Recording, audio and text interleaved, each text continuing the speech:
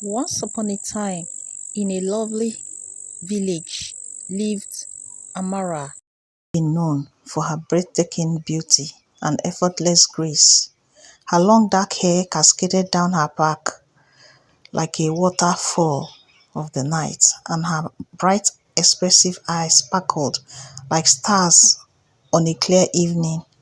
Her smile could light up the entire village square, and her laughter was musical to the ears of all who heard it. As she walked through the village, Amara's elegant strides commanded attention without seeking it. The villagers would often praise her beauty, mesmerized by her poise and charm.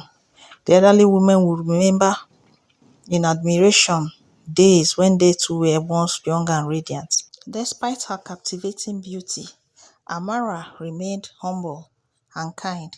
She spent her days helping her mother with their family's small farm, tending to the plantain and banana trees. Her compassion and empathy earned her the respect and affection of everyone in the village, but little did they know much about Amara's little secret. As Amara stumbled through the village square, her eyes wide with terror, her hands clutching her stomach, the villagers gathered around her in horror. She had been acting strangely all morning, complaining of a gnawing pain in her belly and a creepy sense of dread. At first, they thought it was just a stomach bug or a side effect of something she had eaten. But as Amara's condition rapidly deteriorated, it became clear that something was terribly wrong.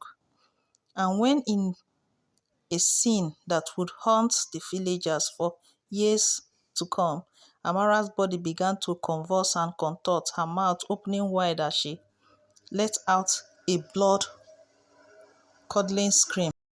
Villagers watched in frozen horror. Amara's body started to expel a stream of white worms, screaming maggots. They poured out of her mouth like a living, breathing tide, spilling into the dusty ground below. The villagers recoiled in disgust and terror, some of them covering their mouths and noses in a futile attempt to block out the sight and smell. Others turned and ran, fleeing from the scene as if their lives depended on it. But one person remained frozen in place by a mist of fascination.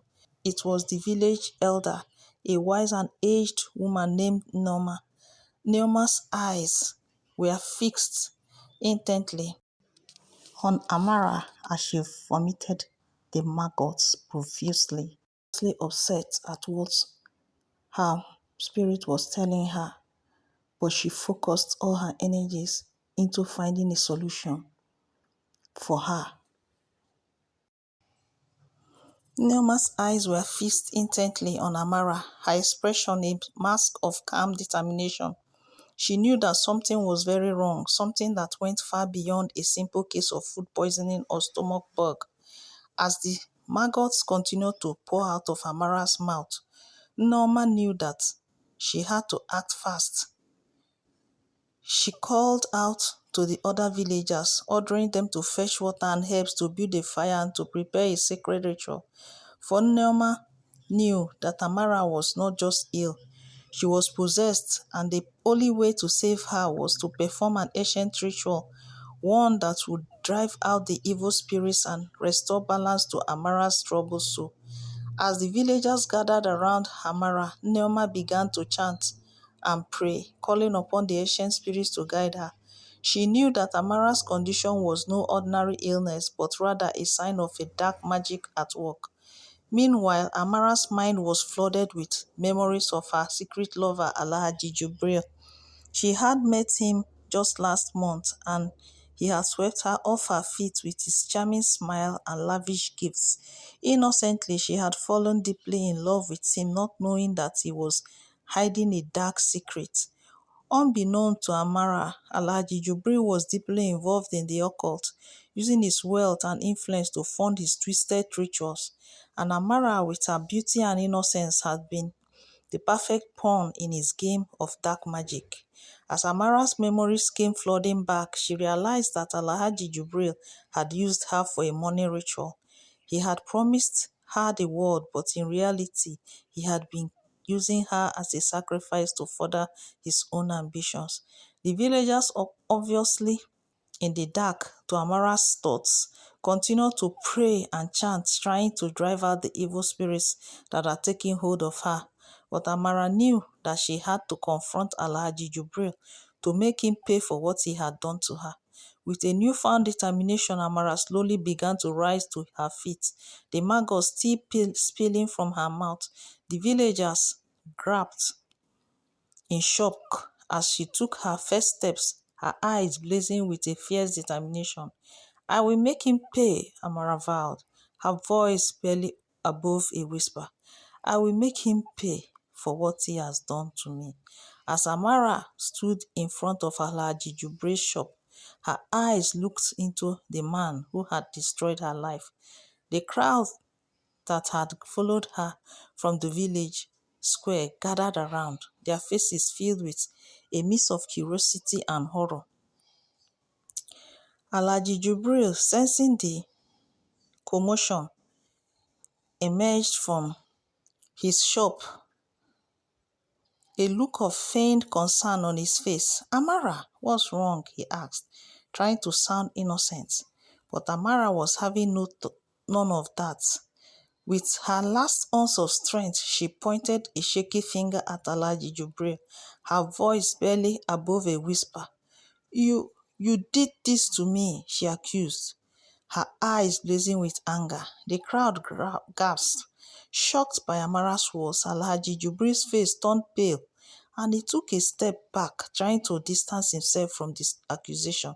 But Neoma, who had followed Amara to the market along with the others, stepped forward, her eyes flashing with anger. "Yes, Alhaji Jubril, you did this to our sister," she spat, her voice dripping with venom. "You used her for your twisted rituals, and now she is paying the price." The crowd began to murmur, their voices rising in outrage. Alhaji Jubril's face turned red and with rage, and he snarled, baring his teeth. "You pay for this, Norma," he hissed. "You pay for daring to cross me." But Norma stood tall, unfazed by Alhaji Jubril's threats. "We'll see about that," she said, her eyes gleaming with determination. "We'll make sure you pay for what you've done to Amara." As the crowd continued to grow and become more agitated, Alhaji Jubril's eyes darted back and forth, searching for an escape, but it was too late. The damage has already been done, and he had nowhere to run to. He must face the consequences. As the crowd's anger reached a boiling point, three women pushed their way to the front, their faces twisted in a mix of pain and anger. They introduced themselves as Jumai, Iman, and Ene, all ex-girlfriends of Alhaji Jubril. Jumai, her voice shaking with emotion, told the crowd of how she had suffered a similar fate to Amara. "He did the same thing to me," she said, pointing at Alhaji Jubril. "I started expelling maggots from my nose. I was hospitalized for weeks and I thought I was going to die." Iman, her eyes blazing with anger, spoke out next. "He cursed me with a vaginal bleeding, also expelling maggots. I bled for months and I thought I was going to bleed to death. If not for intervention, I even underwent surgery to try to stop the bleeding. It was just a miracle that I am still here, and I still have the scars to this day." Ene, her face twisted in a grimace of anger, told the crowd of how Alhaji Jubril's curse had left her with a gaping hole in the center of her head. "Worms would come out once in a while," she said, her voice barely above a whisper. "I would wake up in the middle of the night to find worms crawling all over my pillow. I thought I was going crazy. This Alhaji Jubril is evil," she said. The crowd's anger reached a fever pitch as the three women finished their testimonies, people began to shout and chant, demanding justice for Amara and the other victims. Some people carried sticks and knives, threatening to attack at Alhaji Jubril. The atmosphere was electric with tension, and it seemed like the crowd was on the verge of lynching Alhaji Jubril. The police arrived just in time, struggling to maintain order and prevent a riot. The crowd continued to chant and shout, demanding justice for the victims. Amara, still weak and shaking, the people held Alhaji Jubril and forced him to remove the spell he has cast on Amara. Alhaji Jubril took them to a place, and in the compound, he began the process of removing all the evil he had placed on Amara. And he did that in a strange way.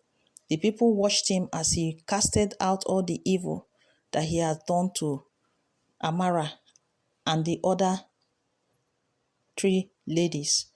After which, Amara now went to the hospital for further treatment and examination. The villagers accused the wives of Jubril as being accomplices in Alhaji Jubril's crimes. The wives and children, terrified and crying, were escorted out of the village by the authorities, by the leaders of the village. They were forced to leave behind their homes, their belongings, and their livelihoods. The villagers, still reeling from the shock of Alhaji Jubril's atrocities, vowed never to trust them again. As the dust settled, the village was left to pick up the pieces. The once peaceful community was now forever changed, scarred by the memory of Alhaji Jubril's evil deeds. But the villagers vowed to rebuild and heal, to create a new future, free from the shadow of Alhaji Jubril's terror. The moral of the story is that we should be careful of the actions we take, as there's always a payback time. Another moral of the story is that despite the village facing tumultuous anarchy as a result of the actions of Alhaji Jubril, community was able to restore peace